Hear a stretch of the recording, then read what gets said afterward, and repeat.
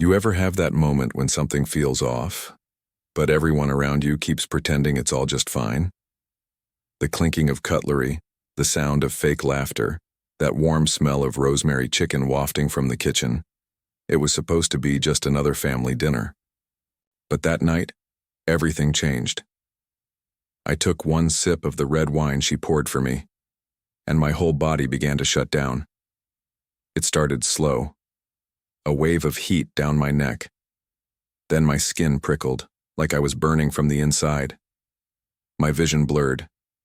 My hands went cold. I gripped the edge of the table to keep myself steady, but I already knew something was wrong. I looked up, and she was watching me. My mother-in-law, Dina. The second our eyes met, she flinched and turned away. Too quickly. She knew. She knew exactly what was happening to me. I'm Julian, 35, software engineer, private by nature. I don't play games. I don't do drama.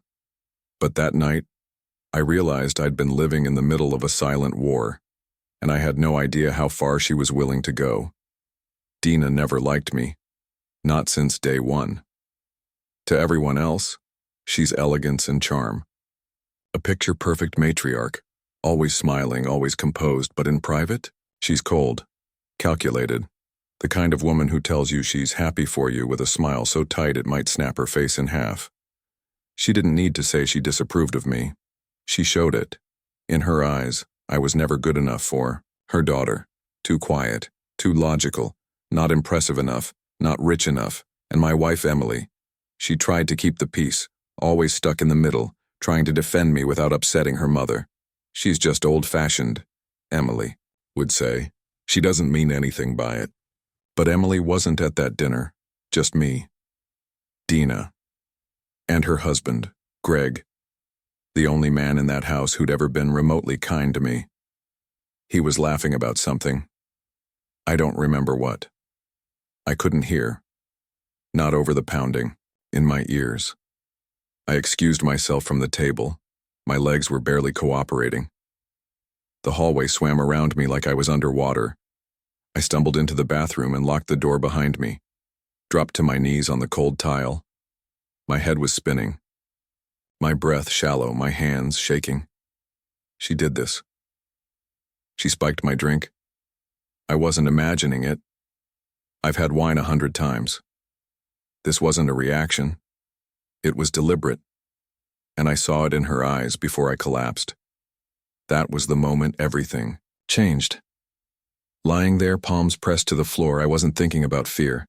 I was thinking about proof. About how no one would believe me. Not Emily. Not anyone. Because who would? I had no evidence, no witnesses. Just my word against hers. And she was practically royalty in their eyes. But I wasn't going to run. I wasn't going to beg for someone to believe me. I stood up, wiped the sweat from my forehead, looked in the mirror, and made a decision. She wanted to play games? Fine. Let's play. She thought I was weak, that I'd break down, maybe disappear. She didn't know I'd just been handed the only thing I ever needed. A reason. She poisoned me. Now, it was my turn. And her husband. He was about to drink from the same glass. You know how some people say you don't just marry a person, you marry their whole family. I used to laugh at that. Now, I wish I'd taken it as a warning. I grew up in a home where people meant what they said, where love wasn't performative and it was consistent, quiet, real. My parents weren't rich or overly affectionate, but they respected space, respected people. There were no mind games, no fake smiles stretched across tension. So when I met Emily and she told me her family was a little traditional, I thought, that's fine. Turns out, traditional was just the polite word for manipulative. Meeting her mom, Dina, was like stepping into a stage production. She knew how to perform kindness like it was an art. To guests, she was gracious, elegant, always offering you a drink, complimenting your shirt, remembering your birthday. But to me, She sharpened those same words into needles and smiled while stabbing. At first, I brushed it off.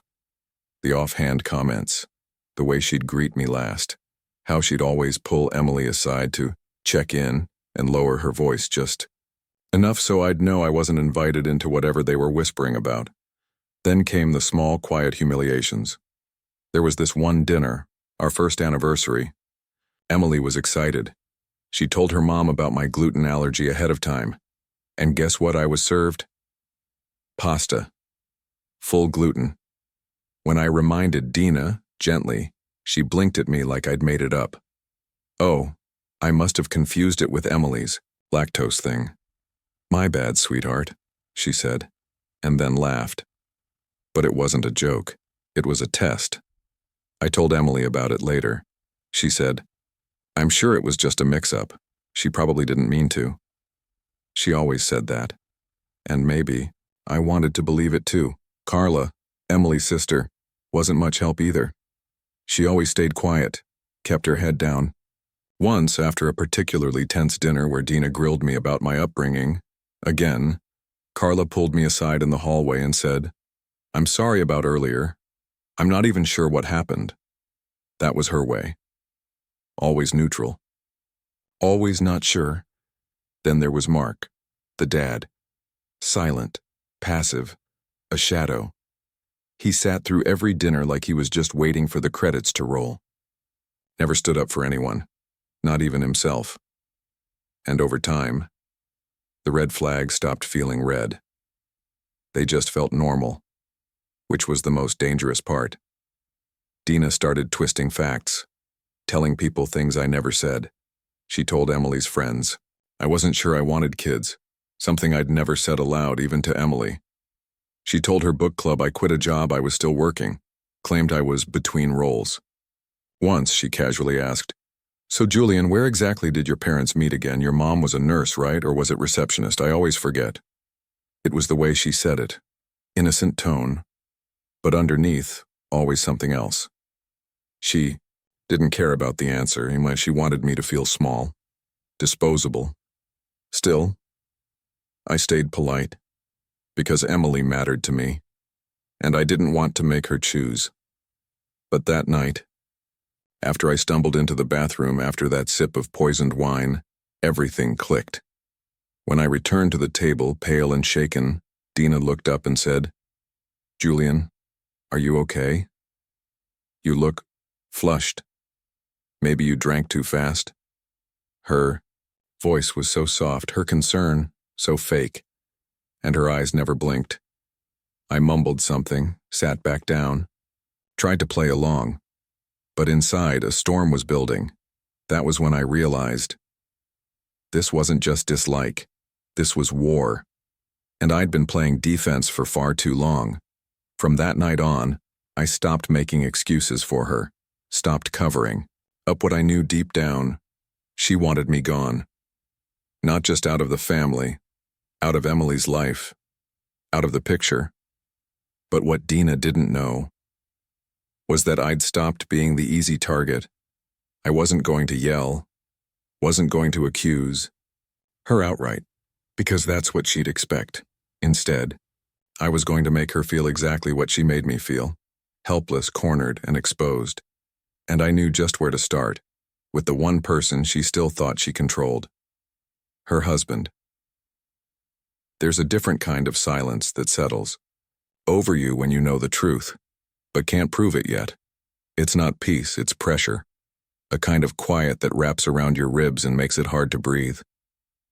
I walked out of that dinner with more than a headache. I walked out with a question that wouldn't stop buzzing in my brain. What exactly did she put in my glass? So I played sick. 3 days. I told Emily I needed to rest, that it was probably a flu or food poisoning. She believed me. Of course she did. She trusts easily, maybe too easily. But I wasn't sick. I was preparing. I'd taken the wine glass home, carefully wrapped in a napkin tucked into my coat pocket. No one noticed. I'd left the table early, said I needed fresh air. They stayed behind, laughing and talking while my hand trembled against the steering wheel. I called Tara the next morning. She's a nurse, works at a private clinic downtown. She owed me a favor from when I'd helped her brother get a tech internship. I need something tested, I told her. I didn't explain much, just said it was urgent and it had to stay off record. She paused, then said, "Bring it in." "But Julian, what am I looking for?" I just said, "Sedatives, maybe. Anything that shouldn't be in wine." A day later, she called. Her voice was quiet. "Careful. It came back positive," she told me. "Benecil, high dose. That stuff's not just over the counter. It's used in clinics to calm patients during procedures." I didn't say anything for a moment, just stared at the floor. It was real. Not paranoia, not stress, not indigestion. She'd drugged me. I could still see the look on her face. The way Dina tilted the bottle, so precise, pouring just into my glass. Not Mark's, not hers. The way she smiled when I thanked her, like it was all part of some script she'd rehearsed 1,000 times. And then there was Mark, her husband. He didn't say a word that night, but he watched. When I started to wobble, he looked like he wanted to speak, but didn't. I saw it in his eyes. He knew something. I needed to talk to someone who wouldn't make excuses. So I called Mel. Mel's been my best friend since college. No filter, no patience for manipulation. I told her everything. The dinner, the symptoms, the wine glass, the test results. She didn't even hesitate. "You can't let this go," she said. "Julian, this isn't just some mean comment or emotional jab. This is criminal." I could hear her pacing through the phone. "She does that when she's furious. She drugged you in her own home, while her husband sat there, while your wife was out of town. What if you were driving? What if you'd collapsed in the hallway alone?" I just sat there, listening, letting her words fill the space I'd been too afraid to step into. Mel was right, but I didn't want a public scene. Not the screaming match. Not the awkward family intervention where everyone acts shocked and no one admits what they saw. I didn't want noise. I wanted her to feel what I felt that night, disoriented, powerless, exposed. So I started planning. I needed psychological insight, something clean and strategic. That's when I reached out to Andrew. A coworker of mine, quiet guy, used to be a therapist before switching to tech. He listened as I laid it all out. The control, the gaslighting, the sabotage masked as concern. He nodded slowly. "It's textbook," he said. "People like Dina, they don't need to scream to dominate. They drip poison over time, slowly convincing others to doubt your reality. But when subtle doesn't work, they escalate." I leaned back, arms crossed. "So what would you do?" He paused. "Mirror her methods. Let her feel the slow unraveling. Let her question what's real. But do it with precision. No fire, just ice." That stuck with me. I didn't want revenge out of anger. I wanted balance. I wanted her to understand exactly what it feels like to sip from a glass handed to you by someone smiling, and not know what's inside. So I began crafting the moment, planned it down to every detail. The next family dinner, same setting, same cast. But this time, I'd be ready. I didn't tell Mel the full plan, just enough to calm her down. She said, "Whatever you do, don't become her." I promised I wouldn't, and I won't. But that doesn't mean I'll forgive, and it sure as hell doesn't mean I'll forget. Because Dina crossed a line. And I don't believe in second chances for people who treat trust like a weapon. So I'll let her play hostess. Let her pour the wine. Let her smile across the table, like she's still in control because this time I chose the glass and the next sip won't be mine. Revenge doesn't always come in flames and fury. Sometimes it walks in silence, waits in shadows, and whispers when no one's listening. That's how I planned it. Not loud, not messy, just clean, controlled, and cold. After I confirmed the drug in my wine, I didn't rush into confrontation. I needed space, not just from Dina, but from Emily too. So I told her I was visiting my cousin in Seattle for a few days. I made my voice sound tired, uncertain. "I just need to think," I said. "I'm not okay. I'm not sure what's happening with your mom. With us. I need air. She looked at me, confused, maybe even hurt. But she didn't push, and I left. Not to Seattle. I checked into a quiet Airbnb about 30 minutes out of town. And from there, I watched. Emily sent a few check-ins. I answered short and warm. I stayed in the family group chat, silently observing. That's how I found out about the anniversary dinner. Dina and Mark's 40th, a big one. Full family. Gathering, catered, backyard setup, string lights and champagne flutes. It was happening at their place. Of course, perfect. I started preparing that night. I called Mel. I need help. I'm not doing anything illegal, but I'm going to need a few favors. She didn't even hesitate. Tell me when and where. She connected me to Lena, a friend of hers who worked in events. I want her there, I told Mel. She'll pose as catering support. She'll film everything, quietly. Then I called Tara again. Can I get a small diluted dose? Nothing dangerous, just disorienting. Enough to mimic what Dina gave me, but safe. She connected me with Dr. Patel, a clinical contact who agreed under the condition it would be used only for demonstration and supervised. I paid in cash. No digital trail. I bought 2 identical bottles of Merlot, the exact brand Dina used at the last dinner. I opened one, laced it. Just a few drops of the compound, enough to mirror the original dose Dina gave me. Then I sealed it back up. Used a heat gun to reattach the foil, just like new. I rehearsed everything in my head. The order of the toast, the timing of the drinks, the moment I'd make the switch. I returned the night before the dinner. Told Emily I was feeling a little better, that I wanted to show up, be present, keep things civil. She was relieved. Naive, but relieved. That morning I dressed carefully. Pressed shirt, steady hands. Emily kissed my cheek and whispered, I'm proud of you for coming. I didn't answer. At the dinner, the house buzzed with people, lawn games, wine stations, trays of smoked salmon and miniature quiches. Dina floated around like a queen in her kingdom. When she saw me, she blinked. Just a second too long. Julian, she said, didn't expect you. I wouldn't miss it, I replied. 40 years? That's something. She narrowed her eyes, reading me, but smiled. Of course she did. I spotted Mark standing by the patio, glass in hand, distracted. When the moment came, when Dina asked me to help, pour wine for the toast, I stepped up like a good son-in-law. She handed me the bottles. I held both, one real, one laced. I poured hers from the altered one. Carefully, watched the liquid rise in her glass. Then as she turned her back to greet someone, just for 2 seconds, I swapped the glass and placed it in front of Mark. I handed her the untouched one. Lena stood nearby, a tray of appetizers in hand, her phone angled just right beneath the linens. The toast was loud and warm. People clapped, laughed. Mark took a sip, then another, and about 15 minutes later, he started to fade. It began with a wobble. He missed a step, dropped his fork. At first, people thought he'd had too much to drink, but then he slumped, forward in his chair, blinking hard, mumbling something no one understood. Panic rippled through the crowd. Dina gasped. Mark?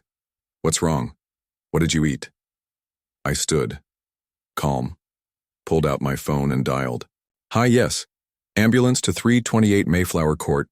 My father-in-law is showing signs of neurological distress. Possible sedative exposure. I didn't look at Dina, not yet. Gloria, Emily's aunt, stood beside me.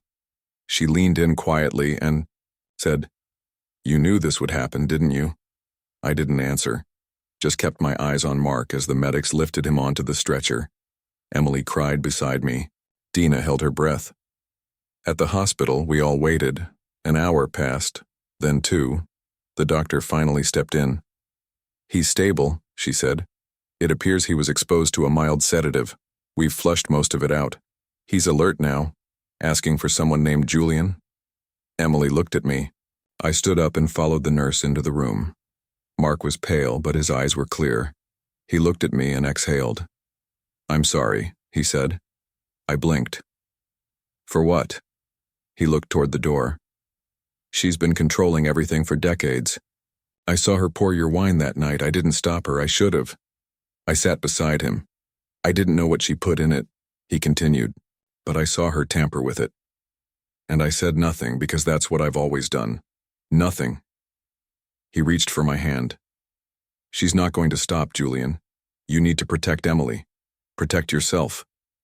And in that moment, I realized something. This wasn't about revenge anymore. It was about breaking a cycle. Because for 40 years, everyone let Dina rule by fear, by silence, by pretending they didn't see what they saw. But I wasn't built like them, and I just sent a message, one that didn't need yelling to be heard. Sometimes justice doesn't look like a courtroom.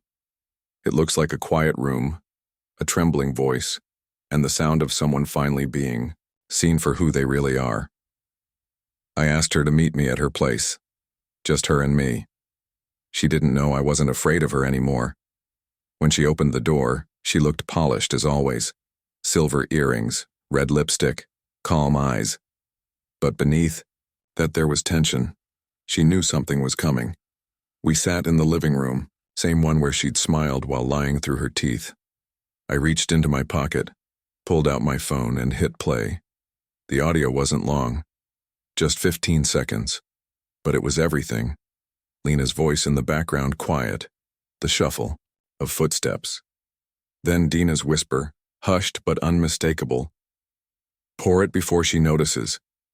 Dina froze. Her eyes darted to mine, then to the screen. She didn't blink, just whispered, "You wouldn't dare." I looked her in the eye and said, "I already did." She stood suddenly, knocked a coaster off the coffee table. "You have no idea what you're doing," she hissed. "You're tearing this family apart." I leaned forward, voice steady. "You did that when you drugged me and smiled while I almost passed out at your table. I'm just pulling back the curtain." She didn't speak after that, just stood there, quiet, small in a way I'd never seen before. The next family dinner was at Gloria's, neutral ground. Everyone showed up, including Dina, because appearances still mattered to her. Mark arrived late. He was walking slow, still recovering. But when he sat down, he cleared his throat and stood up again. "I want to say something," he told the room. "Last month I drank something I wasn't supposed to, and it nearly knocked me out. But that accident, it showed me what I should have spoken up about long ago." He looked at me, then at Dina. I saw her pour Julian's drink that night. I saw her spike it, and I said nothing. But he saved me by switching those glasses. He protected me when I didn't protect him. The room went quiet, utterly still. All eyes turned to Dina, even Emily's, even Ben's. Dina opened her mouth. Her voice cracked. "I wasn't thinking. I've been under so much stress. Ben stood up. His voice was calm, but it shook at the end. "Mom." "I love you. I always have. But you've crossed every line. This was too far." She reached for him. He stepped back. She tried to laugh. That tight, forced laugh I'd heard so many times. Menopause does strange things. Hormones. Stress. No one was laughing with her. Within 3 weeks, Emily and I moved. Out of town. Somewhere quiet. Mark came with us. Said he wanted to be where people were honest. Said he wanted to start over. Dina didn't call. Didn't visit. Didn't even try. She stayed in that house, the one built on control and silence, and she watched it crumble. She didn't lose her son to me. She lost him to the truth. Because sometimes the most powerful revenge is just telling the story out loud. I never wanted revenge. Not really. What I wanted was to be believed. to feel safe in a room full of people who said they loved me. But sometimes, silence becomes more dangerous than action. And pretending everything's fine, that's how people like Dina keep winning. Now every Friday, Mark and I sit on the porch with tea. He talks more these days. Says he finally sleeps without that tightness in his chest. Ben's quieter too. Not in avoidance, but in awareness. He listens more, sees more, and me? I breathe easier, not because I got even, but because I finally stopped swallowing what was never mine to carry. We're building something new now, not out of spite, not out of anger, but out of truth and freedom. And if there's anything I've learned, it's this. Evil doesn't always storm in, fists raised. Sometimes it wears pearls, smiles sweetly, and hands you a glass of wine. The question isn't whether it's poisoned. The real question is, will you drink or will you watch?